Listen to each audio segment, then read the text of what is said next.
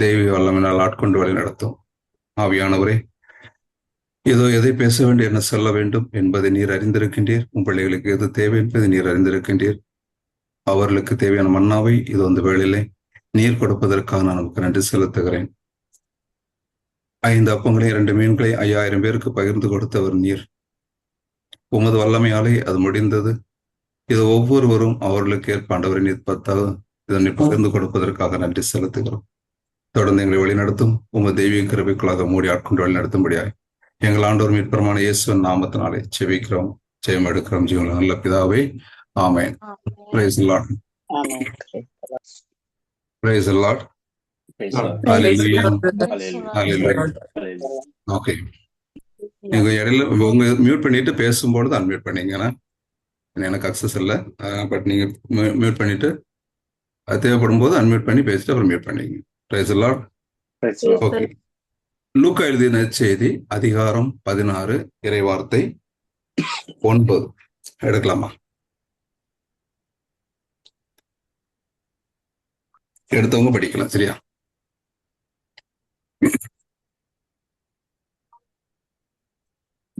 ஆகையால் நான் உங்களுக்கு சொல்கிறேன், நேர்மையற்ற செல்வத்தை கொண்டு உங்களுக்கு நண்பர்களை தேடிக்கொள்ளுங்கள். அது தீரும் பொழுது அவர்கள் உங்களை நிலையான உறைவிடங்களில் ஏற்றுக்கொள்வார்கள். ஆமென். இறைவார்த்தை சொல்லுது, நேர்மையற்ற செல்வத்தை கொண்டு உங்களுக்கு நண்பர்களை தேடிக்கொள்ளுங்கள். அப்ப நேர்மையற்ற செல்வம் என்றால் என்ன நமக்கு தெரியும் இல்லையா? நேர்மையற்ற செல்வம் என்று சொல்லக்கூடியது ஒருவேளை தினம் காலையில பிரேயருக்கு வந்தவங்களுக்கு ஒரு தெரியறதுக்கு வாய்ப்புகள் அதிகமாக உண்டு. எல்லாருக்கும் தெரிஞ்சிருக்கலாம். ஏன்னா இது இங்க மட்டும் சொல்லக்கூடியது இல்ல, ஒரு ரீகேப் தான். நேர்மையற்ற செல்வம் என்றால் என்ன அப்படின்னு நீங்க நினைக்கிறீங்க? திருடி எடுப்பது நேர்மையற்ற செல்வம். யாரெல்லாம் ஒத்துக்கிறீங்க? வழிப்பறி செய்தது நேர்மையற்ற செல்வம், அப்படிதானா?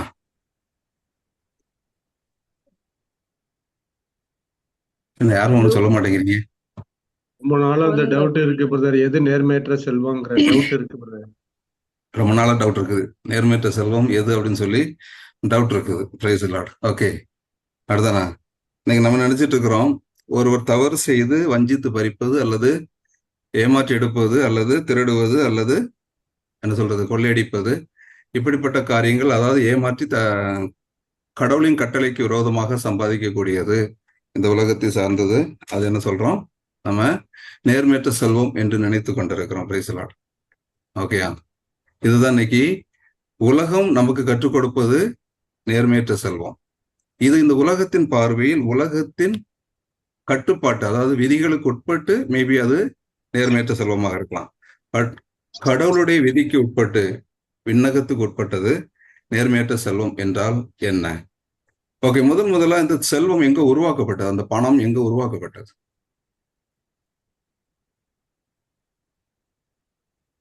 இந்த பணம் உருவாக்கப்பட்டது யாரால? கடவுளா? கடவுள் உருவாக்கி தந்தாரா? நேர்மை செல்வத்தை கொண்டு உங்களுக்கு நண்பர்களுக்கு தேர்ந்து கொண்டு. கரெக்ட் தான் சிஸ்டர். ஓகேங்களா? அது சரிதான் சிஸ்டர், படிச்சிட்டோம். ஓகேங்களா சிஸ்டர், கொஞ்சம் கோகோஸுக்கு அக்சஸ் கொடுக்குறீங்களா சிஸ்டர்? ஓகேங்களா? இப்போ நமக்கு கடவுள் எப்போ இதை உருவாக்குனார்? இந்த செல்வத்தை உருவாக்குனாரா? அதாவது பணம் காசு அப்படின்னு சொல்லிட்டு கடவுள் உருவாக்குனாரா?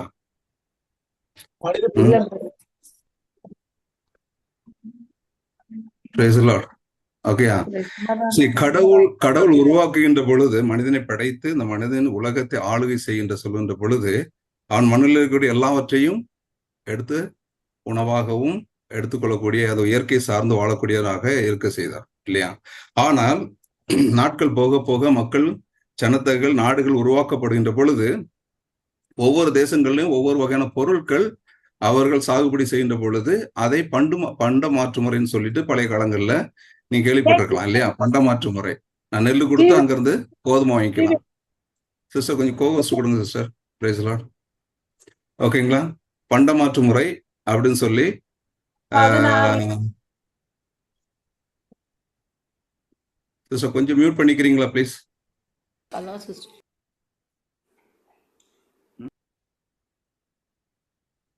ஓகே, பண்டமாற்று முறை அப்படின்னு சொல்லி அவங்க என்ன பண்ணாங்க, தங்களுக்குள் இருந்ததை பகிர்ந்து கொண்டார்கள். இப்ப என்கிட்ட இது இருக்குது, உங்ககிட்ட அது இருக்குது. ஓகே, நாம என்ன பண்ணுவோம், இதை கொடுத்து வாங்கிக் கொள்வோம் அப்படின்னு சொல்லி ஒரு சூழல் இருந்தது. ஓகேங்களா, இது பகிர்தல் ஆக்சுவலா. சரிதான். நாளடைவில் அது என்ன ஆச்சுது, அவர்கள் தங்களுடைய நாடுகளுக்கு வளம் சேர்க்க வேண்டும் என்பதற்காக நாடுகள் என்று சுயநலம் உள்ள வருகின்ற பொழுது அங்க செல்வங்கள் அல்லது பணத்தை உருவாக்கப்பட்ட சூழ்நிலைகள் வந்தது. Price the Lord. அப்ப இது உருவாக்கப்பட்டது கடவுளால் அல்ல, மனிதனால் உருவாக்கப்பட்டது அல்லது உலகத்தை சார்ந்து உருவாக்கப்பட்டது, அவர்கள் நாடுகளுக்காக என்று உருவாக்கப்பட்டது. எங்கேயும் வந்து கடவுள் நீங்க இதை உருவாக்கி இப்படித்தான் பண்டு மாற்று முறை செய்யணும் அப்படின்னு சொல்லல. கடவுளுடைய படைப்புல இருக்கக்கூடியது அனைத்தும் பகிர்ந்து கொடுக்க வேண்டியது. Price the Lord. தன்னிடத்தில் இருப்பதை பகிர்ந்து கொடுப்பதுதான் கடவுள் விரும்பக்கூடிய ஒரு காரியம். தன்னில் இருப்பதை முழுமையாக ஒவ்வொரு இடத்திலும் பகிர்ந்து வாழ வேண்டும், இருப்பதிலே நிறைவு கால வேண்டும். இதைத்தான் நம்ம ஆதி திருச்சபையில நம்ம பார்க்க முடியும். நீங்க ஆதி திருச்சபையில நீங்க பார்க்கின்ற பொழுது 4வது அதிகாரம் திருத்துவ பணிகள் 4வது அதிகாரத்தை நீங்க படிச்சு போயிட்டு இருந்தீங்கன்னா அதுல வந்து உங்களுக்கு சொல்லப்பட்டிருக்கும், என்ன பட்டிருக்கிறோம், ஆதி திருச்சபை மக்கள் எப்படி இருந்தாங்க, ஒரே உடலும் ஒரே உயிருமாக இருந்தார்கள். Praise the Lord. இறைவார்த்தை சொல்லுது, இதுதான் கடவுள் விரும்பக்கூடிய வாழ்க்கை. கடவுள் விரும்பக்கூடிய வாழ்க்கை என்னது, ஒரே உடலும் ஒரே உயிருமாக இருந்தார். Do you mean in Chennai? But why? Praise the Lord. Praise the Lord. ஒரு சில நிமிடம் கண்களை மூடி ஆண்டவரை இந்த நேரத்துக்கு நன்றி செலுத்துக்கிறோம்.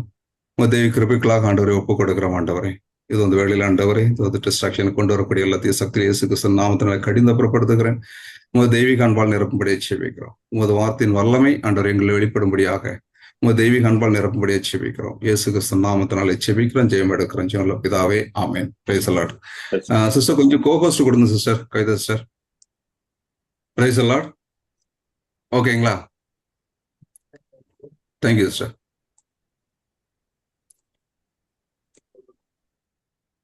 Price the Lord. சோ அப்போ கடவுள் விரும்பக்கூடிய வாழ்க்கை எப்படி இந்த ஆதி திருச்சபையில் இருந்ததோ இதுதான் கடவுள் விரும்பக்கூடிய வாழ்க்கை.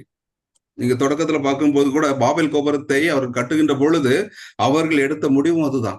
பாபேல் கோபுரத்தை கட்டும்போது என்ன சொன்னாங்க, நாம் அனைவரும் ஒன்றாக இணைந்திருப்போம், நாம் அனைவரும் நமக்குள்ளாக ஒன்றாக இருப்போம். அவர்கள் எண்ணங்கள் அருமையான எண்ணமாகத்தான் இருந்தது.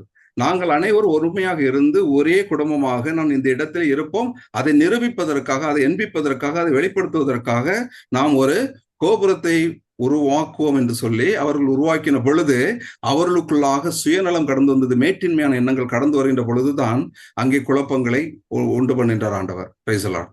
ஹல்லேலூயா. அப்ப அவர்கள் எடுக்கப்பட்ட எண்ணங்கள் ஒரே இதுதான். இதுதான் கடவுள் விரும்பக்கூடிய எண்ணம். அதுதான் கடவுள் விரும்பக்கூடியது.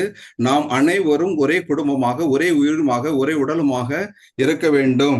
இதுதான் கடவுள் விரும்பக்கூடிய காரியம். அவரிடத்துல அவர் வந்து நீங்கள் செல்வத்தை உருவாக்கி கொண்டு, பணத்தை உருவாக்கி கொண்டு உங்களுக்குள்ளாக நீங்க என்ன பண்ணது, உங்களுக்குள்ளாக ஏதோ உங்களுக்குள்ளாக எந்த ஒரு பண பங்குபாட்டுகளோ இருப்பது அவசியம் இல்லை என்பதுதான் கடவுளுடைய விருப்பம். Praise the Lord. ஹல்லேலூயா. அப்போ கடவுள் உருவாக்கவில்லை இந்த உலகத்திலே இருக்கக்கூடிய செல்வங்களை, அதாவது இந்த பணத்தை. Price the Lord. இது மனிதன் தங்களுக்கென்று உருவாக்கப்பட்டதுதான் இந்த பணம். ஆக அப்ப நேர்மையற்ற செல்வம் என்று சொல்லக்கூடியது விண்ணகத்தில் சார்ந்து வாழ்கின்ற பொழுது விண்ணக ஆசிக்குரிய காரியங்களை விட்டுவிட்டு இந்த உலகத்தை சார்ந்து இருக்கக்கூடிய அனைத்தும் நேர்மையற்ற செல்வமாக இருக்கின்றது. Praise the Lord. ஹல்லேலூயா. அப்ப என்ன சொல்றாரு, நீ நேர்மையற்ற செல்வம் என்று சொல்லக்கூடிய இந்த பணத்தை கொண்டு, உன்னிடத்தில் இருக்கக்கூடிய இந்த செல்வங்களை கொண்டு நீ என்ன பண்ணு, உனக்கு நண்பர்களை தேடிக்கொள், நீ மற்றவங்களுக்கு உதவி செய். Price the Lord. இதைத்தான் ஜீசஸ் ரொம்ப அழகா சொல்லுவார். ஒரு நேர்மை, ஒரு செல்வந்தன் இயேசு கிறிஸ்துட்டு வர்றார். மார்க் எழுதிய சுவிசேஷம் அதிகாரம், நீங்க எடுத்து படிக்கலாமா? மார்க் எழுதிய சுவிசேஷம் அதிகாரம் 10. ஓகேங்களா?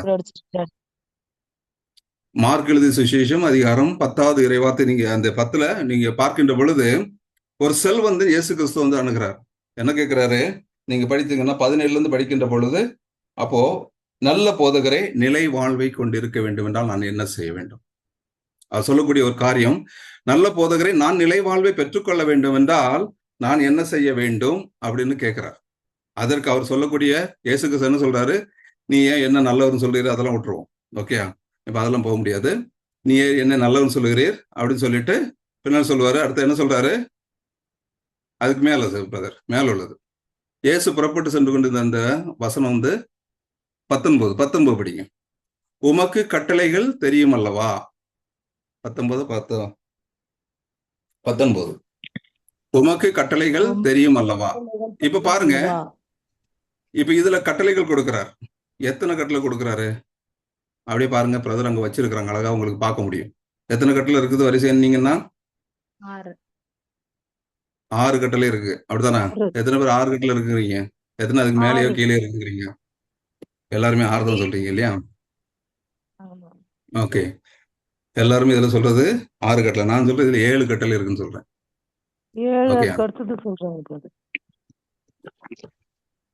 ஓகே, இதுல கொடுக்கப்பட்டிருக்க கட்டளை 7 கட்டளைகள். அப்போ கடவுள் சொல்லக்கூடிய ஒரு வார்த்தை 10 கட்டளைல கடைசி 7 கட்டளைகள் இங்க சொல்றார். வஞ்சித்து பறிக்காது என்று சொல்லக்கூடியது 2 காரியங்களை உள்ளடக்கக்கூடிய காரியம். இது நம்ம ஏற்கனவே இங்கே பார்த்திருப்போம், அல்லது என்ன ஞாபகம் இல்லை, இதுல பார்த்திருந்தா ரொம்ப காலத்துக்கு முன்பாக பார்த்திருப்போம். வஞ்சித்து பறிக்காது என்று சொல்லக்கூடியது 2 காரியங்களை, பிறர் தாரத்தை விரும்பாதே, பிறர் உடைமையை விரும்பாதே. இந்த 2ஐயும் நீங்க பார்க்கின்ற பொழுது 7 கட்டளைகள் இதற்குள்ளாக அடங்கி இருக்கின்றது. அப்போ மிஸ் ஆகிற கட்டளை என்ன? முதல் 3 கட்டளை மிஸ் ஆகுது இல்லையா? சரிதானா? நான் சொல்றது புரியுதா? முதல் 3 கட்டளை அதுல காணோம். அப்போ ஆனா அவர் என்ன சொல்ற, நீ என்ன பண்ணிருக்கணும்? அவர் ஜீசஸ் சொல்லியிருந்தா நீ போய் என்ன பண்ணிருக்கணும்? கடவுளை அன்பு செய்ய, கடவுளை பற்றி கொள்ளு, கடவுளை நாமத்தை நீ பரிசுத்தமான சரி அப்படின்னு சொல்லி இந்த 3 கட்டளை சொல்லிக்கணும். அவர் அதான் சொன்னாரு. அந்த வசனத்தை போடுங்க பிரதர். அதுல என்ன சொல்றாரு பாருங்க, கீழே நீங்க ஃபர்ஸ்ட்ல ஹைலைட் பண்ணது வசனத்தை நம்ம கவனிச்சு படிச்சீங்கன்னா தெரியும். உமக்கு இன்னும் ஒரு குறைவுபடுகிறது, நீர் போய் உமக்கு உள்ளவற்றை விற்று ஏழைகளுக்கு கொடும், அப்போது விண்ணகத்தில் நீர் செல்வராயிருப்பீர். Price the Lord. இப்ப என்னன்னா, கடவுளுடைய பார்வையில் இந்த உலகத்தின் செல்வம் நிலையற்ற, அதாவது என்ன செல்வம்? அது நேர்மையற்ற செல்வம். நீ நேர்மையற்ற செல்வத்திற்காக ஓடி உழைத்துக் கொண்டு அதையே பற்றி பிடித்துக் கொண்டிருக்கிறாய். நீ என்ன பண்ண வேண்டும்? உன்னுடைய நீ எது நேர்மையற்ற செல்வம் என்று நீ நினைத்து கொண்டிருக்கின்றாயோ அதை நீ இழக்க வேண்டும். நீ எப்பொழுது இழந்து நீ மற்றவங்களுக்காக நீ கொடுக்க ஆரம்பிக்கின்றாயோ அப்பொழுது நீ எங்க இருப்ப? விண்ணகத்தில் நீ செல்வனாக இருப்பாய். Praise the Lord. ஹல்லேலூயா. அப்போ கடவுள் கொடுக்கக்கூடிய ஒரு அழைப்பு என்ன? நீ இந்த உலகத்தின் செல்வத்தை பற்றி கொண்டிருக்காதே. உன்னுடைய வாழ்க்கை எப்படி இருக்க வேண்டும்? விண்ணகத்தை சார்ந்து வாழ வேண்டும் என்றால் உன்னிடத்தில் இருக்கக்கூடிய செல்வங்களை கொண்டு நீ மற்றவர்களுக்கு உதவி செய்து மற்றவர்களை பராமரித்து நீ வழி நடத்துகின்ற பொழுது அவர்கள் உன்னிடத்தில் செல்வம் குறைந்த போனது அவர்கள் உனக்கு என்ன நிலையான ஒரு இடத்தில் கொடுப்பார்கள். ஓகே, இப்ப அந்த 2வது பாட்டு பார்க்க முடியுமான்னு தெரியாது. நிலையான ஒரு வாழ்வு, ஓகே, அது எப்படி இருக்கும் அப்படின்னு சொல்லி இந்த முதல் பாட்டை நம்ம கிளியர் பண்ணலாம். Praise the Lord. Hallelujah, hallelujah. அதனாலதான் கடவுள் ஜீசஸ் சொல்லக்கூடிய ஒரு காரியம், செல்வந்தர் என்ன பண்ண முடியாது? இறை ஆட்சியில் நுழைவது மிகவும் கடினம், அதை விட ஊசியின் காதில் ஒட்டகம் நுழைவது எளிது. Praise the Lord. ஹல்லேலூயா. அப்போ இந்த உலகத்தின் செல்வங்களை கொண்டு நான் அதை பற்றி கொண்டிருக்கின்ற பொழுது நான் கடவுளுக்கு உகந்தனாக இருக்க முடியாது. அதையே நான் போக்கஸ் பண்ணி போய்கொண்டு இருக்கின்ற பொழுது அது நான் கடவுளுக்கு உகந்தவனாக இருக்க முடியாது. Praise the Lord. Hallelujah. Clear ஆச்சுதான்? ஏதாவது சந்தேகம் இருந்தா கேட்கலாம். Praise the Lord. பின்னாடி ஹல்லேலூயா. அதனாலதான் ஜீசஸ் சொல்லக்கூடிய காரியம், நீ முதல்ல உங்ககிட்ட இருக்கக்கூடிய செல்வத்தை கொண்டு நீ இதைத்தான் சின்னஞ்சிறிய ஒருவனுக்கு நீ செய்த போதெல்லாம் யாருக்கு செய்த? எனக்கே செய்தா என்று சொல்லியிருந்தார். Price the Lord. அப்போ நாம் செய்யக்கூடிய ஒவ்வொரு தானங்களும் ஒவ்வொரு நம்முடைய செல்வங்களையும் நாம் துறக்கின்ற பொழுது நாம் கிடைக்கக்கூடியது என்னது? விண்ணகத்தில் நாம் செல்வந்தனாக இருக்கின்றோம். Praise the Lord.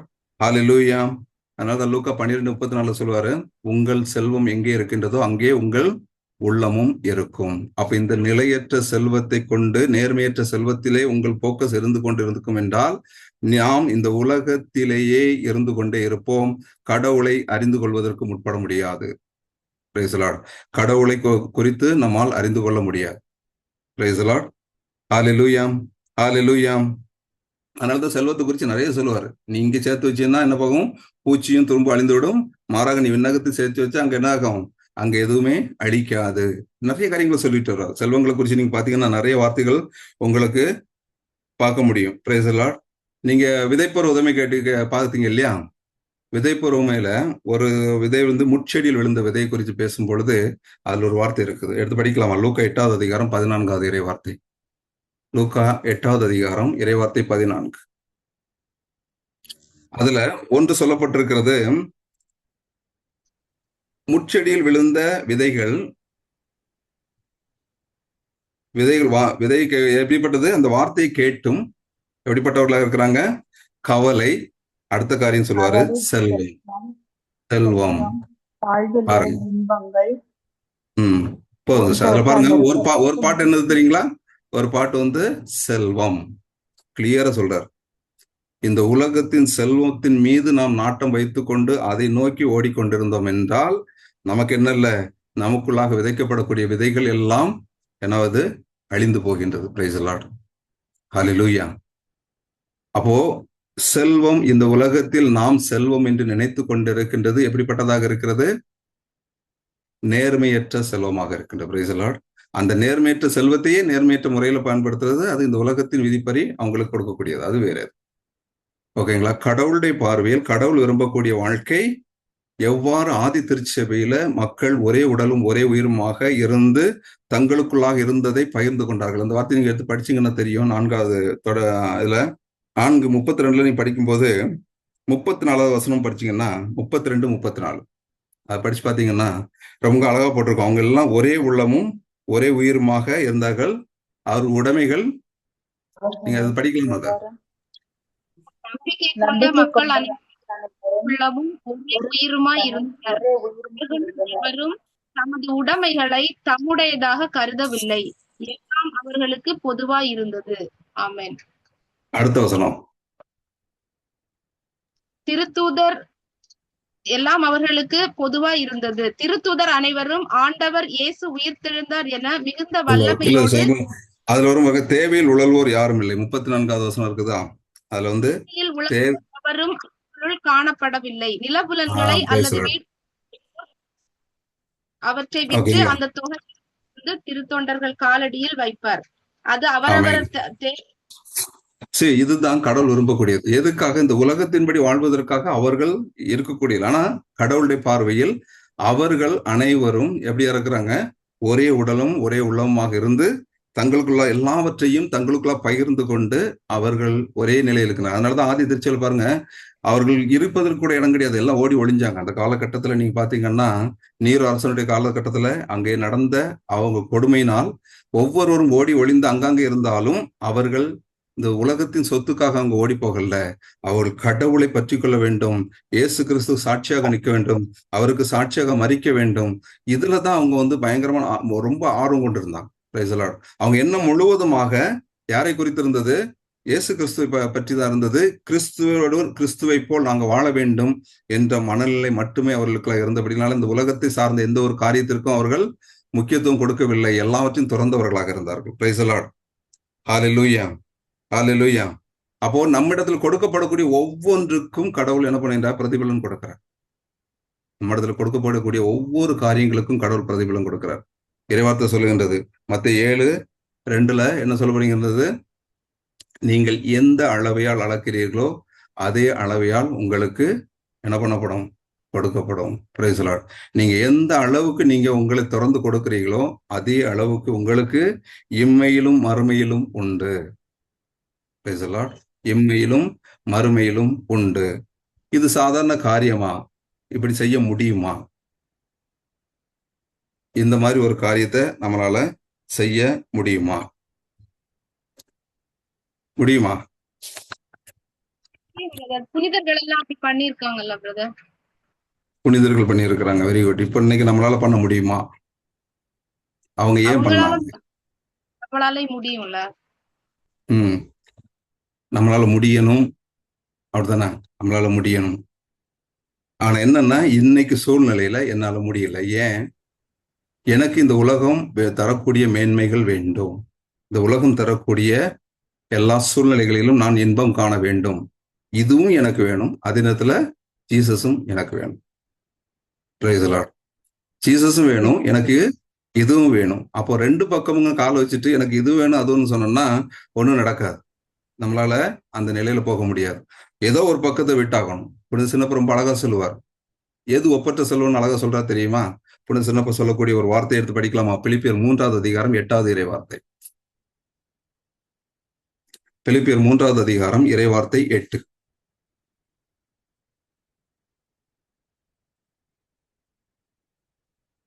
Praise the Lord. எடுத்தவங்க படிக்கலாம்னா பிரதர் போடுறதுக்கு வரைக்கும் வெயிட் பண்ண அவசியம் இல்லை. நீங்க எடுத்தவங்க படிக்கலாம். என்னை பொறுத்த மட்டில் என் ஆண்டவராம் கிறிஸ்து இயேசுவை பற்றிய அறிவை நான் பெரும் ஒப்பற்ற செல்வம். ஆமென். அதுல பாருங்க, அவர் ரொம்ப அழகா சொல்றாரு, என் ஆண்டவராம் கிறிஸ்து இயேசுவை பற்றி அறிவதுதான் எனக்கு ஒப்பற்ற செல்வம். இந்த மனநிலை எப்பொழுது எனக்குள்ளாக வருகின்றதோ, நமக்குள்ளாக வருகின்றதோ, அப்பொழுதுதான் நான் உண்மையாகவே இந்த உலகத்தின் செல்வங்களை நான் துறக்க ஆரம்பிக்க முடியும். அல்லது உலகம் தரக்கூடிய ஆதாயங்களை நான் பண்ண முடியும். அதனாலதான் அவர் சொல்றாரு, அதுக்கப்புறம் மேல வர்றது அர்த்தவாசனம் என்ன சொல்றாரு, மற்ற எல்லாம் எனக்கு இந்த உலகத்தில் இருக்கக்கூடிய அனைத்தும் குப்பை என கருதுகிறேன். இந்த உலகத்தை அனைத்தையும் குப்பை என கருதுகிறேன். இன்னைக்கு எத்தனை பேர் நம்ம இந்த வார்த்தையை நம்ம பற்றி கொண்டிருக்கோம். எனக்கு கிறிஸ்துவை நான் அறிந்து கொள்ள வேண்டும், கிறிஸ்துவை தேட வேண்டும், கிறிஸ்துவோடு இருக்க வேண்டும், கிறிஸ்துவை நான் பற்றி கொள்ளணும்னு சொல்லி எத்தனை பேர் நீங்க உங்களுடைய உள்ளம் துடித்து கொண்டு இருக்கின்றது. உங்களால் எல்லாராலையும் சொல்ல முடியுமா? இன்னைக்கு ஒருவேளை 1-2 பேர் கை தூக்கலாம். ஆனா எல்லாரும் சொல்றீங்கன்னா இல்லை. அனைவர் இந்த இந்த இடத்துக்கு நீங்கள் ஆதாயத்தை தேடி வருகிறீர்கள். எனக்கு தேவை சந்திக்கப்பட வேண்டும் என்று வருகிறீர்கள். ஆனால் இயேசு கிறிஸ்துவை நான் அறிந்து கொள்ள வேண்டும் என்ற முறையில் நாம் வருவது கிடையாது. Price the Lord. யார் ஒருவர் இயேசு கிறிஸ்துவை நான் முழுமையாக அறிந்து கொள்ள வேண்டும், அவருடைய வார்த்தையின் மேன்மையை அறிந்து கொள்ள வேண்டும், அவருடைய வார்த்தையின் உண்மையை அறிந்து கொள்ள வேண்டும், அந்த வார்த்தைக்கு நான் உயிர் கொடுக்க வேண்டும், அந்த வார்த்தையின்படி நான் வாழ வேண்டும் என்று யார் ஒருவர் இந்த இடத்திற்கு வந்திருக்கின்றார்களோ அவர்களுடைய வாழ்க்கையில இது நிச்சயமா நடக்கும். Praise the Lord. Hallelujah, hallelujah. ரொம்ப அழகா சொல்றாரு, இயேசு கிறிஸ்து நான் அறிந்து கொள்வதை எனக்கு ஒப்பற்ற செல்வம். வேற இந்த உலகத்தில் இருக்கக்கூடிய அனைத்து மேன்மைகள், அனைத்து செல்வங்களும் என்னது? குப்பை என கருதுகிறேன். ஹல்லேலூயா. குப்பை. நேர்மையற்ற செல்வம் எனக்கு வேண்டாம். அவர் சொல்றாரு, எனக்கு நேர்மையற்ற செல்வம் வேண்டாம். இந்த உலகம் கொடுக்கப்பட்ட, உலகத்தின் வழியாக கொடுக்கப்பட்ட செல்வம் எனக்கு வேண்டாம். எனக்கு இயேசு கிறிஸ்து ஒருவரை செல்வார். அவருடைய ஒப்பற்ற செல்வத்திலிருந்து எனக்கு எல்லாம் கிடைத்து கொண்டிருக்கின்றது. ஆனால் அந்த ஒப்பற்ற செல்வமாக இயேசுவை நான் அறிந்து கொள்ள வேண்டும். அவர் யார்? அவர் எப்படிப்பட்டவராக இருக்கின்றார்? அவரை போல் நான் மாற வேண்டும் என்றால் நான் என்ன செய்ய வேண்டும்? என்னுடைய வாழ்க்கையில நான் என்ன செய்ய போகிறேன் என்று அறிந்து கொள்ள வேண்டும் என்று அவரை உண்மையாக தேடக்கூடிய கண்கள் இருக்கும் என்றால் அதுதான் நாம் பெற்றுக்கொண்ட ஒப்பற்ற செல்வம். Price the Lord. கரங்களை தட்டி ஆண்டவருக்கு நன்றி சொல்லுவோமா? இந்த ஒப்பற்ற செல்வத்தை தவிர வேற இந்த உலகத்தில் நீங்கள் எந்த செல்வத்தை தேடி ஓடினாலும் நான் விழுந்து போவோம். ஒவ்வொரு நாளும் ஒவ்வொரு நொடி பொழுதிலும் அடி வாங்கி கொண்டே இருப்போம். Price the Lord. ஒரு இடத்திலிருந்து எழுந்து வெளியே வந்தாலும் திரும்ப திரும்ப திரும்ப திரும்ப அடி. Price the Lord.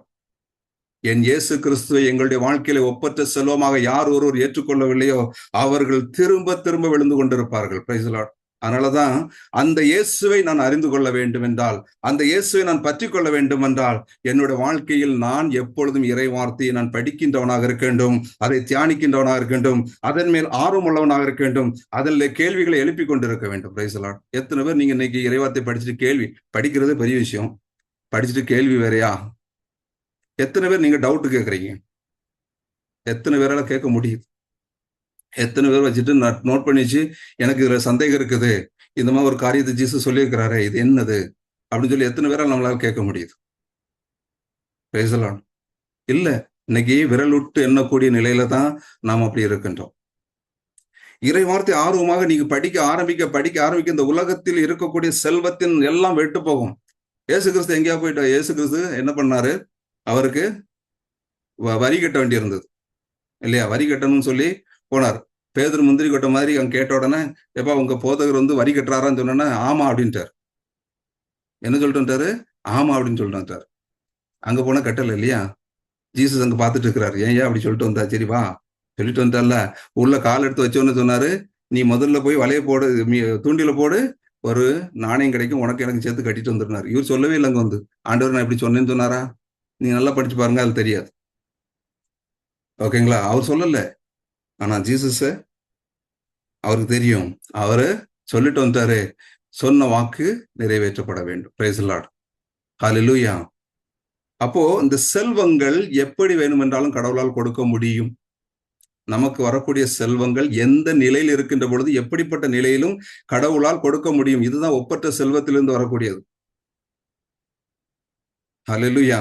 நீங்க பாருங்க, யாக்கோபுடைய வாழ்க்கையை எடுத்து பாத்தீங்கன்னா, யாக்கோப்பு தன்னுடைய சகோதரத்திலிருந்து தப்பிச்சு ஓடி போய் தன்னுடைய மாமனார் வீட்டில் தஞ்சம் போகின்ற பொழுது அங்கே அவர் ஏமாற்றப்படுகின்றார், வஞ்சிக்கப்படுகின்றார். ஆனா அவர் என்ன படல, கடவுளை பற்றி கொண்டார். கடவுளை விட்டு விலகி போகவே இல்லை. கடவுளை எப்பொழுதும் பிடிச்சு கொண்டே இருந்தார். அவர் செய்யக்கூடிய ஒவ்வொரு காரியத்திலும் ஆசீர்வாதம் கொடுத்தார். என்னடா ஆசீர்வாதம் வந்துகிட்டே இருக்குது, இவனுக்கு மட்டும் ஆடுகள்லாம் மந்தைகள்லாம் பெருகிட்டு இருக்குது, என்னோட மந்தைகள்லாம் சிறுகிட்டு இருக்குன்னு சொல்லி மாமனார் பாக்குறாரு. பார்த்துட்டு என்ன பண்றாரு, மாத்துறாரு.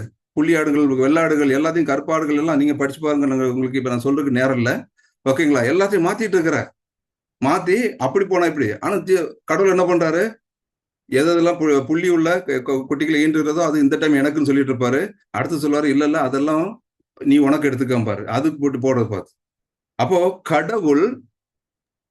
கடவுளோடு பயணிக்கின்றவர்கள் எந்த காரியத்திலும் அவர்கள் வெற்றி பெற்றுக் கொண்டே இருப்பார்கள். Praise the Lord.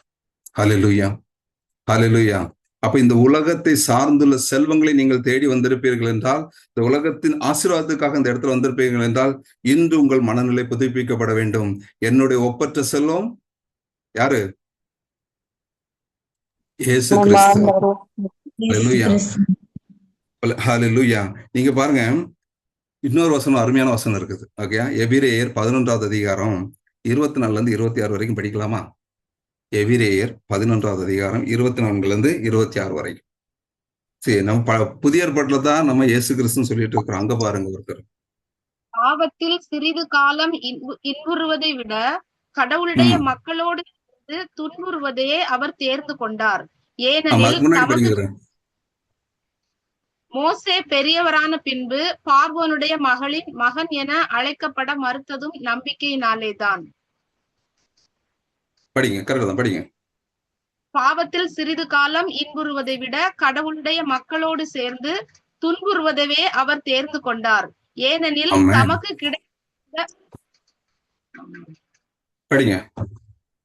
நமக்கு கிடைக்கவிருந்த கைமாறு ஒன்றையே கண்முன் இருத்தி அவர் எகிப்தின் செல்வங்களை விட மெஸ்ஸியாவின் பொருட்டு இகழ்ச்சியுறுவதே மேலான செல்வம் என்று கருதினார். போதும் பிரதர், அப்படியே ஹோல்டு பண்ணுங்க பிரதர், அப்படியே இருக்கட்டும். சரி, மோசே எங்க இருக்கிறாரு? பார்வோன் அரசவையில் இருக்கிறார், ஒரு மகனாக இருக்கிறார். ஏரோது மகனுடைய மகளுக்கு அவர் அரசனாக இருக்கக்கூடிய ஒரு சூழ்நிலை. எவ்வளவு சொகுசான வாழ்க்கை இல்லையா? எவ்வளவு அருமையான வாழ்க்கை. எல்லாம் கிடைக்கும் அவருக்கு, எந்த விதத்திலையும் இதல்ல. ஆனா என்ன பண்றாரு, இந்த நேர்மையற்ற செல்வம் எனக்கு வேண்டியது இல்லை, இந்த மனிதர்களால் கொடுக்கப்பட்ட இந்த நேர்மையற்ற செல்வம் எனக்கு வேண்டியதில்லை. எனக்கு வேண்டியது யார்? என்னுடைய கடவுள், என்னுடைய மெஸ்ஸியா. அவர் தான் எனக்கு ஒப்பற்ற செல்வம். அவருக்காக என்னுடைய மக்களோடு நான் துன்பப்படுவதற்கும் தயாராக இருக்கிறேன் என்று சொல்லி இறங்கி வந்தார். Price the Lord. அதனாலதான் பாருங்க, பாவத்தில் சிறிது காலம், நேர்மையற்ற செல்வத்தில் வாழுகின்ற பொழுது பாவத்துக்குள்ளாக தள்ளப்படுகின்றோம். நான் பாவத்தை நாம நாடி போக வேண்டாம், நாமே உள்ளுக்குள்ளே உட்கார்ந்துட்டு இருக்கிறோம். Price the Lord. இது தேடி போறது இல்லை. ஹல்லேலூயா. சொல்ற, பாவத்தில் நான் சிறிது காலம் இன்புறுவதை விட கடவுளுடைய மக்களோடு சேர்ந்து துன்புறுவதையே அவர் தேர்ந்து கொண்டார். அதுக்கு நான் என்னது, தமக்கு கிடைக்கவிருக்கும் கைமாறு ஒன்றே அவர் கண்முன் நிறுத்தி வைத்திருந்தார். Praise the Lord. ஹல்லேலூயா. பாருங்க, ரொம்ப அழகா சொல்லப்பட்டிருக்கு. அவருடைய கைமாறு ஒன்றே ஒன்று, என்னது? என் கடவுளின் பொருட்டு நான் என்ன துன்பப்படுவதற்கும், அதுதான் என்னுடைய மேலான செல்வம். நான் துன்பப்படுகிறேன் என்றால், என் கடவுளின் நிமித்தம் நான் துன்பப்படுத்தப்படுகிறேன் என்றால், அதுதான் எனக்கு ஒப்பற்ற செல்வம், அதுதான் எனக்கு நேர்மையான செல்வம், அதுதான் எனக்கு உண்மையான செல்வம். ஹல்லேலூயா. அப்ப இந்த கடவுளின் நிமித்தம் இந்த உலகத்தில் இருக்கக்கூடிய துன்பங்கள் நேர்மையான செல்வமாக விண்ணகத்திலே எழுதப்பட்டு கொண்டிருக்கின்றது. Praise the Lord. போதும் brother. Hallelujah. Praise the Lord. அப்போ ஒப்பற்ற செல்வம் என்று சொல்லக்கூடியது, என் ஆண்டவராய் கடவுளை அறிந்து கொள்ள வேண்டும், என் ஆண்டவரை நான் அறிந்து கொள்ள வேண்டும் என்றால் என்னுடைய வாழ்க்கையில என் வாழ்க்கையின் பயணம் எப்படிப்பட்டதாக இருக்கின்றது? உண்மையாகவே நான் ஆண்டவரை அறிந்து கொள்வதற்கு இன்று ஓடிக்கொண்டிருக்கிறேன். எத்தனை பேருக்கு தாகம் இருக்கு? நீங்க உங்க மனசுல கை வச்சு நீங்க யோசித்து பாருங்க.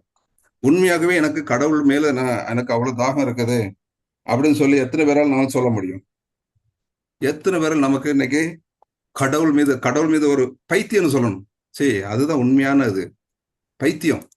இந்த உலகம் நம்மள பைத்தியம்னு சொல்லணும். என்னடா எப்ப பார்த்தாலும் இப்படி இருக்கிறோம், பைத்தியக்கார மாதிரி இருக்கான்னு சொல்லி அவங்க சொல்லணும். எப்பவும் கடவுளை நினைத்து கொண்டு ஓடணும். ஓடினாரு இல்லையா? நம்ம சகோதரி சொன்ன தொடக்கத்துல ஒவ்வொரு புனிதர்களும் இப்படிதான் இருக்கிறாங்க அப்படின்னு சொல்லி, ஒவ்வொரு புனிதர்களும் அப்படித்தான் இருக்காங்கன்னு சொல்லி சொன்னாங்க. நீங்க புனித பிரான்சிஸ் அசிசியாரை பாத்தீங்கன்னா தொடக்கத்துல அப்படித்தான், என்னடா பைத்தியக்கார மாதிரி ட்ரெஸ் எல்லாம் அவுத்து போட்டு நிக்கிறான்.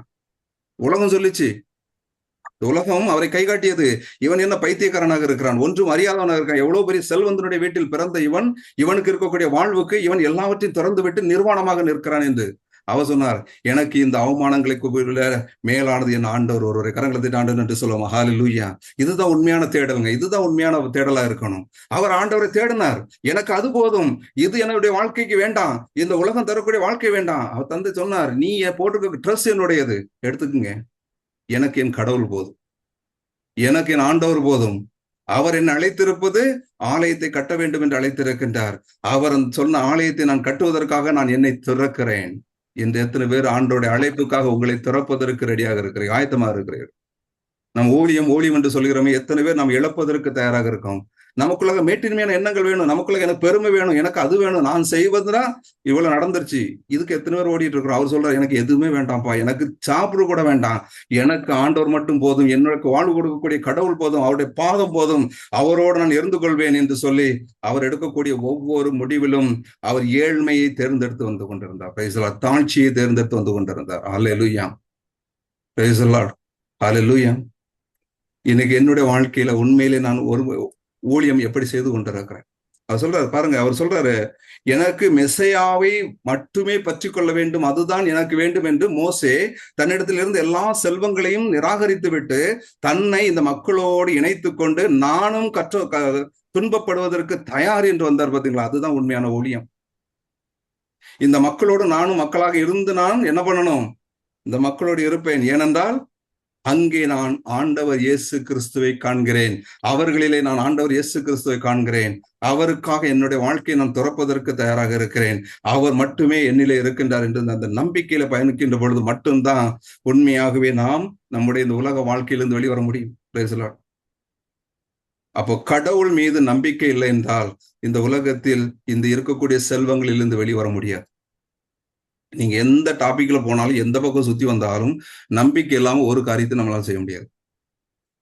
Price the Lord. ஹல்லேலூயா. நம்பிக்கை இல்லாம நம்மளால ஒன்று செய்ய, நம்பிக்கை நம்பிக்கை நம்பிக்கை, விசுவாசம் விசுவாசம் ஒன்றே நம்முடைய கிறிஸ்துவ வாழ்வுக்கு ஆணிவேர்.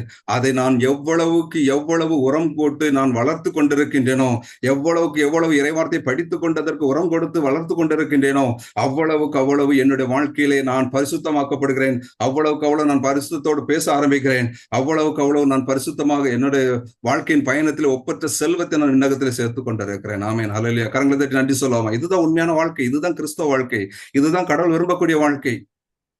நாம் என்னன்னா இந்த உலகத்தில் எப்படி சொத்து சோய்க்கிறோம் தேடிட்டு இருக்கிறோம்.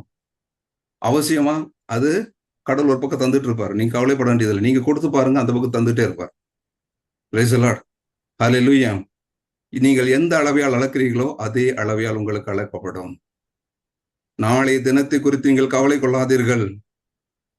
எதை உண்பது, எதை குடிப்பது, எதை உடுத்துவது என்று கவலை கொள்ளாதீர்கள். அது வருவது எங்கிருந்து? தீயவனிடத்திலிருந்து வருகிறது, பிற இனத்தாரிடம் வந்து வருகின்றது. ஆனால் என் மக்களுக்கு நாளை குறித்துள்ள கவலை. எத்தனை பேருக்கு இந்த வார்த்தை மீது நம்பிக்கை இருக்கு சொல்லுங்க? அப்படி இருந்தா இன்னைக்கு சந்தோஷமா இருப்போமா, அழுதுட்டு இருப்போமா? நாளை குறித்து எனக்கு கவலை இல்லை அப்படின்னு சொன்னோம்னா எத்தனை பேர் இன்னைக்கு எல்லாரும் சந்தோஷமா இருக்கணும்? எத்தனை பேர் நம்மளால சந்தோஷமா இருக்க முடியுது? அப்போ வார்த்தை படிக்கிறோம், வார்த்தை வாங்குறோம், ஆனா என்னால நடக்க முடியல. அப்போ நான் என்ன சொல்றேன்? கிறிஸ்தவன் என்று சொல்லிட்டு இருக்கிறோம். Price the Lord. அப்போ விசுவாசம் இல்லாத வாழ்க்கை. என்னுடைய வாழ்க்கையில் நான் சொல்லக்கூடிய விசுவாசம் இல்லை, நான் செய்யக்கூடிய செயல்கள்ல விசுவாசம் இல்லை, நம்பிக்கை இல்லை. நம்பிக்கை இல்லாத வாழ்க்கையில நான் வாழ்ந்து என்னை நான் ஏமாற்றி கொண்டிருக்கிறோமா? யோசிக்கணும். Praise the Lord. Hallelujah. Hallelujah. Hallelujah. அப்போ இறை வார்த்தையின் மீது நம்பிக்கை வைக்க வேண்டும். இறைவனோடு உங்களை அர்ப்பணித்து வாழ வேண்டும். உங்களை இறைவனோடு அர்ப்பணித்து வாழ வேண்டும் என்றால் உங்கள் வாழ்க்கையில் தனி ஜெபம் மிக மிக மிக அவசியம். உங்க வாழ்க்கையில உங்கள் தனி ஜெபம் இல்லை என்றால் நாம் விழுந்து கொண்டே இருப்போம். விழுந்து கொண்டே இருப்போம். எழுந்து ஓடினாலும் திரும்ப விழுவோம். தனி ஜெபத்துல நீங்கள் எந்த அளவுக்கு உள்ளுக்குள்ள போறீங்களோ அந்த அளவுக்கு உங்களுடைய நம்பிக்கையின் ஆணிவேர் இன்னும் ஆழப்படுத்தப்பட்டு கொண்டே இருக்கும். Price the Lord. கரங்களை நன்றி நன்றி சொல்லுவோம். இதுதான் சத்தியம், இதுதான் உண்மை. ஹல்லேலூயா. உண்மையை அறிந்து கொள்ளுங்கள், உண்மை உங்களுக்கு விடுதலை கொடுக்கும். இதுதான் உண்மை.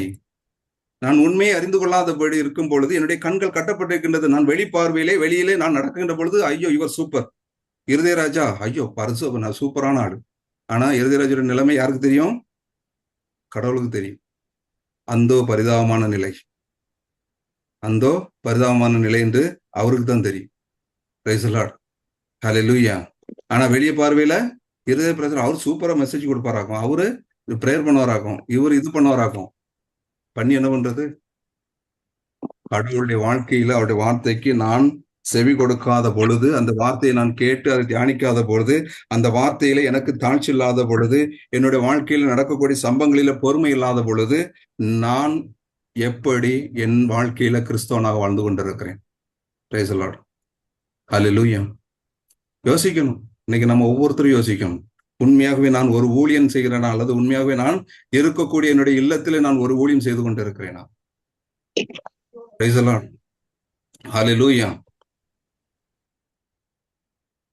அப்போ என்னுடைய வாழ்க்கையில முதல் காரியம் நான் சொன்னேன், இறை வார்த்தையை ஆர்வத்தோடு தேடி அதை நீங்கள் ஆராய்ந்து பார்த்தால் மட்டுமே இயேசு கிறிஸ்துவை நீங்கள் அடையாளம் கண்டு கொள்ள முடியும். இயேசு கிறிஸ்துவை நீங்கள் அறிந்து கொள்ள முடியும். இயேசு கிறிஸ்துவை பற்றி நீங்கள் ஆழமாக தெரிந்து கொள்ள முடியும்.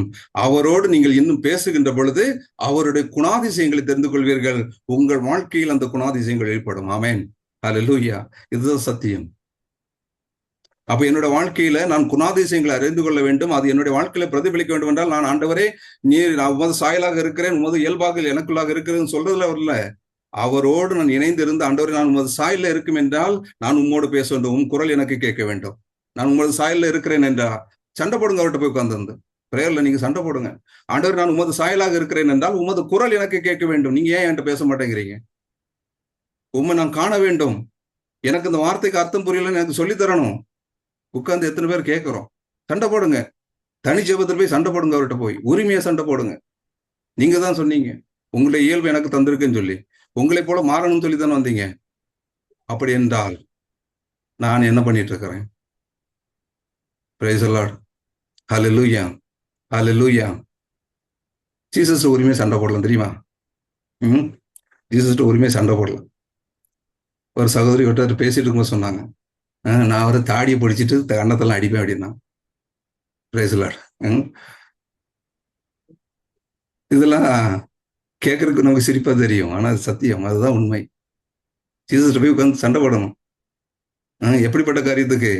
ஒப்பற்ற செல்வத்துக்காக சண்டை போடணும். உலகத்து காரியத்துக்காக சண்டை போடாதீங்க, தயவு செய்து போடாதீங்க. அவர் கொடுத்துருவாரு. அவர் வாங்கி கட்டிட்டு திரும்ப உட்காந்து அழுதுட்டு இருப்போம். ஐயோ இது கிடைச்சிருக்கிறப்ப இது கொடுக்காமலே இருந்தா நல்லா இருந்துக்கும் போல இருக்கேன். இந்த உலகத்தின் காரியத்துக்காக சண்டை போடாதீங்க. அவர்கிட்ட போய் அவருடைய ஒப்பற்ற செல்வத்துக்காக சண்டை போடுங்க. ஒப்பற்ற செல்வம் என்னது சொன்னோம்? அவரை அறிந்து கொள்ள. ஆண்டவர் நான் உண்மை அறிந்து கொள்ள வேண்டும், உண்மை எனக்கு வெளிப்படுத்தும், உண்மை போல் என்னை மாற்றும். ஒரு அருமையான பாடல் இருக்கு இல்லையா? உண்மை போல மாறணுமே எஸ் ஐயா. எத்தனை பேர் தெரியும்? தெரியுமா? கேட்டிருக்கீங்களா? ஒரு அருமையான பாடல்.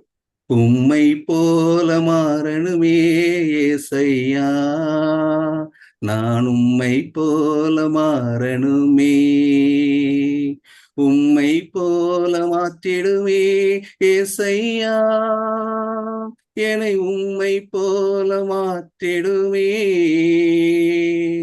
என்னை உம்மை போல மாற்றிடுமே, என்னை உம்மை போல மாற்றிடுமே. எவ்வளவு அருமையான பாடல் இல்லையா? இது இப்படி நீங்க தனி ஜெபத்தில் உட்காரும்போது பாடல் வரும். இப்படிப்பட்ட பாடல்லாம் உள்ளுக்குள்ள வரும். Praise the Lord. ஹல்லேலூயா.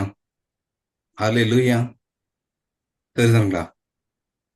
அப்போ என்னுடைய வாழ்க்கையில நம்பிக்கை இல்லை என்றால் இந்த உலகத்தின் செல்வத்தை துறப்பதற்கு என்னால் முடியாது. அது எப்படிப்பட்ட சூழ்நிலைகளாக இருந்தாலும், எந்த சூழ்நிலையிலும், ஓகேங்களா, எனக்குள்ள நம்பிக்கை இல்லை. நம்பிக்கை யார் மேல இருக்கணும்? கடவுள் மீது இருக்கணும், வார்த்தையின் மீது இருக்கணும், அவர் கொடுத்த வாக்குறுதியின் மீது இருக்கணும். அந்த வாக்குறுதியின் மீது நான் நம்பிக்கை வைத்திருக்கின்ற பொழுது இந்த உலகத்தை சார்ந்துள்ள காரியங்களை குறித்து நான் கவலைப்பட மாட்டேன். சரி, அவருக்கு நீங்க ஆபிரகாம் வாழ்க்கையில பாத்தீங்கன்னா சரியா? இவரு அவரு தம்பி தங்கி இருக்கக்கூடிய இடம், லோத்து தங்கிக்கூடிய இடம் எந்த இடம் அது? எந்த இடத்துல அவர் இருப்பாரு? சோதம் குமராவா? சோதம் குமரா இல்லையா? சோதம் குமராவை ஓகே, கெர்தலை கோமரா, அந்த பேரு வாயில் வரமாட்டேங்குது. ஓகே, அந்த அரசர் வந்து எல்லாத்தையும் பிடிச்சிட்டு கொண்டு போவார். கொண்டு போயிட்டு போயிட்டு இருக்கும்போது இவர் போய் அப்ரஹாம் போய் அங்க சண்டை போட்டு எல்லாத்தையும் மீட்டு விடுறார். அந்த அரசர்களையும் அங்க இருக்கக்கூடிய அவருடைய சகோதரரையும் உடைமைகள் அனைத்தையும் மீட்டு விட்டு போகும்போது அந்த அரசர் வந்து அவர்கிட்ட வந்து சொல்லுவார், நீர் எல்லாவற்றையும் நீங்க எடுத்துக்கொள்ளுங்க. எல்லாம் அங்க இருக்கக்கூடிய அது பெரிய செல்வந்தமான ஒரு நகரம் இல்லையா? பயங்கரமான செல்வ செழிப்பு மிக்க ஒரு நகரத்துல இருந்த அனைத்து செல்வங்களும் பார்த்தோம்னா அவர் வாழ்நாளுக்கெல்லாம் போதுமா? தலைமுறைக்கு எத்தனை தலைமுறையும் போதும். அவர்கிட்ட போய் முன்னாடி வைக்கிறாங்க. முன்னாடி வச்சுட்டு எல்லாத்தையும் எடுத்துங்க, இதெல்லாம் உங்களுக்கு தான். எனக்கு கொடுக்க வேண்டியது என்னுடைய மக்களை மட்டும் என்னிடத்துல கொடுத்துருங்க, மீது எல்லாம் நீர் எடுத்துக்கொள்ளும் என்று சொல்கின்ற பொழுது அபிரகாம் என்ன சொல்ல தெரியுமா? 14வது தொடக்க நூல் 14 படிக்கும் போது, ஓகேங்களா, அபிரகாம் என்ன சொல்லுவாரு? நீர் என்னை செல்வனாக்கினீர் என்று நீர் சொல்லாதபடி இந்த சொத்திலிருந்து அல்லது இதுல இருந்து ஒரு நூல் கூட நான் எடுக்க மாட்டேன். Price the Lord. ஏன்? கடவுள் என்ன வாக்குறுதி கொடுத்தாரு? உன்னை எல்லாவற்றிற்கும் மேலாக ஆசியாக மாற்றுவேன்னு சொல்லியிருக்கிறார். நீயே ஆசியாக இருக்கிறான்னு சொல்லியிருக்கிறார். Price the Lord. அவர் இந்த வாக்குறுதி மீது நம்பிக்கை வச்சிருந்தனால இந்த உலகத்தின் முன்பாக வைக்கப்பட்டிருக்கக்கூடிய இந்த பொக்கிஷம் அவருக்கு ஒரு நேர்மையற்ற செல்வமாக இருந்தது. Praise the Lord. அல்லேலூயா. எனக்கு இது வேண்டாம், என்னுடைய கடவுள் வாக்குறுதி கொடுத்திருக்கிறார், அந்த வாக்குறுதி மாறாத தேவனை நான் பற்றி கொண்டிருக்கிறேன், அப்படிப்பட்ட உன்னதமான தேவன் எனக்குள்ளாக இருக்கின்றபடியால் எனக்கு இந்த உலகம் கொடுக்கக்கூடிய செல்வம் எனக்கு வேண்டியதில்லை, நீ கொடுக்கக்கூடிய செல்வம் எனக்கு வேண்டாம், அவர் எனக்கு ஏற்கனவே எல்லாம் கொடுத்திருக்கிறார், இன்னும் கொடுத்து கொண்டிருக்கிறார், இந்த உலகத்தின் தேவையில்லை, எனக்கு எல்லாவற்றையும் செய்து விட்டார். Praise the Lord. Alleluia, alleluia. இதுதான் உண்மையான கிறிஸ்தவ வாழ்க்கை, தன்னிடத்தில் இருப்பதை கொடுப்பது. அபிரகாமுக்கு எப்போ குழந்தை பிறந்தது தெரியுமா? நமக்கு தெரியும், 100வது வயசுல அதெல்லாம் சொல்லிடுவோம், அதெல்லாம் ஓகே. அந்த 99வது வயசுல என்ன நடந்தது தெரியுமா? இவர் ஒரு கருவேலி மரத்துல உட்கார்ந்து இருக்கும் பொழுது 2 பேர் வழிபோக்கர்கள் தான் போறாங்க. அவர் போய் உபசரிக்கிறார். நல்லா பாருங்க, அவர் போய் கூட்டிட்டு வந்து உபசரிக்கிறார். இவங்க வீட்டுக்கு வரல, அவங்க வந்தது இவங்க வீட்டுக்கு வந்த மாதிரியே காட்டல. அவங்க இவர் ஓடி போய் அவங்களை கூட்டிட்டு வீட்டுல போயிட்டு உட்கார்ந்து விருந்து வைக்கிறார். Price the Lord. வழிபோக்கர்களை கண்டு அவர் மனம் இறங்குறார். அங்க அவர் கடவுளும் தெரியுமா? இல்ல, அவர்கள் மக்கள், ஒரு மனிதர்கள் வருகிறார், 3 மனிதர்கள் வந்து கொண்டிருக்கின்றார். அவர்கள் நெடுந்தோறும் பயணம் செய்து கொண்டிருக்கின்றார்கள். இவர்கள் டயர்டா இருப்பாங்க. இவங்களுக்கு கூப்பிட்டு வச்சு நம்ம என்ன கொடுப்போம்? உணவு கொடுப்போம். அவங்க என்ன கொடுத்துட்டு போனாங்க? குழந்தைய கொடுத்துட்டு போனாங்க. Praise the Lord. Alleluia, alleluia. புரியுதுங்களா? அவங்க கூப்பிட்டு உணவு கொடுத்தாரு, தன்னிடத்தில் இருப்பதில் கொஞ்சம் போல கொடுத்தாரு. அவங்க என்ன கொடுத்தாங்க? பெரிய சொத்தை கொடுத்துட்டு போயிட்டார். உனக்கு அடுத்த வருஷம் நீ வரும்பொழுது உனக்கு உன் கையில ஒரு குழந்தை இருக்கும். ஹல்லேலூயா, பிரைஸ் தி லார்ட். நீங்க கொடுக்கின்ற பொழுது உங்கள் கைகள் கடிக்கும் பொழுதும் கூட இருக்கும் பொழுதும் நீங்கள் கொடுக்கின்ற பொழுது நீங்கள் கொடுக்க கொடுக்க உங்களுக்கு செல்வத்தினால் நிறைத்து கொண்டிருக்கிற பல கனிகளை திறந்து நான் உன்னை ஆசீர்வதிப்பேன் என்று சொன்னவர். அப்ப அந்த வாக்குறுதியின் மீது நம்பிக்கை வைத்து, அந்த வாக்குறுதியை கண்முன்னை கொண்டு, அந்த வாக்குறுதியின் மீது வைத்து இயேசு கிறிஸ்துவை அறிந்து கொண்டு, இயேசு கிறிஸ்து அறிவதற்காக இறை வார்த்தையை தினமும் தியானிப்போம், இறை வார்த்தையோடு பயணிப்போம், இறை வார்த்தையை வாழ்வாக்குவோம், இறை வார்த்தையை என்னுடைய வாழ்க்கையில வைத்துக்கொண்டு ஆண்டவரோடு தினமும் பேசுவோம், ஆண்டவரோடு தினமும் நாம் ஆண்டவருக்காக நேரத்தை ஒதுக்கி அவரோடு பேசுவோம், அவரோடு மணிக்கணக்கில் உறவாடுவோம். நம்முடைய வாழ்க்கையில ஒப்பற்ற செல்வத்தை என்றென்று பெற்று என்றும் நம்முடைய வாழ்க்கையில் ஆசீர்வாதமாக வாழ்வோம். Amen. Praise the Lord. Hallelujah.